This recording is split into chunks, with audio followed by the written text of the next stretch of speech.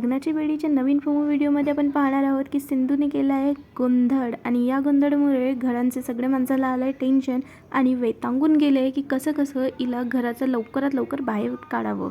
तिकडेच दुसरीकडे मधू जी आहे ती सिंधूकडे जाऊन बोलते की मी ह्या घराला कळूच देणार नाही आहे की तूच जे आहे ती सिंधू आहे आणि हे मी लपवलं, तू पहा मी कशी लपवणार आहे हे सगळ्यांना आणि तुला ठाऊकसुद्धा नाही होऊन देणार आहे आणि तुला लवकरात लवकर परत राघवच्या जीवनातून सुद्धा बाहेर काढून फेकणार आहे।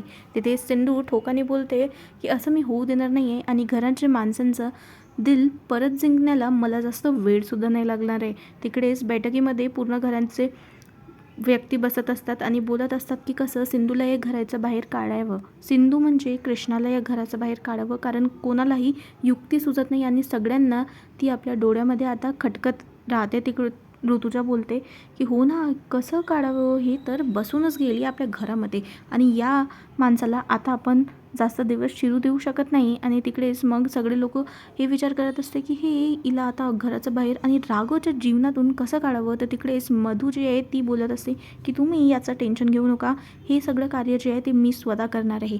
तिकडेच रात्रीला राघव जेव्हा काम करत असतो तो सिंधूकडे पाहतो आणि बोलतो की मी माझे बायको जे खूपच जास्त सुंदर आहे तिला पाहत आहो। तर प्रेक्षकांनो आता आपल्याला नवीन घडी पण पाहायला मिळणार आहे आणि या दोघांच्या जीवनामध्ये थोडंसं प्रेमळ तर आता आपल्याला पाहायला मिळणार आहे आणि कसं सिंधू हे जिंकणार आहे सगळ्यांचे मन, ते पाहायला विसरू नका पुढील भाग। आणि असंच मोर अपडेटसाठी चॅनलला सबस्क्राईब करा।